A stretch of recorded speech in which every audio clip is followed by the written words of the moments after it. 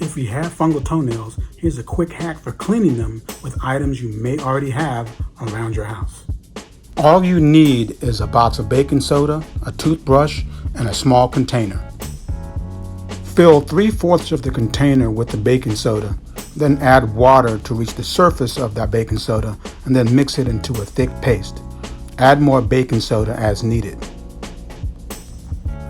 Dip the toothbrush into the mixture and then brush each toenail in circular motions for about 30 seconds each toe.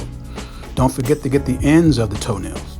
Now, the baking soda is not antifungal, but the abrasiveness of the mixture will help to loosen and remove any fungal debris, which will help the treatment that you're using for the toenail infection, whether it be oral or topical.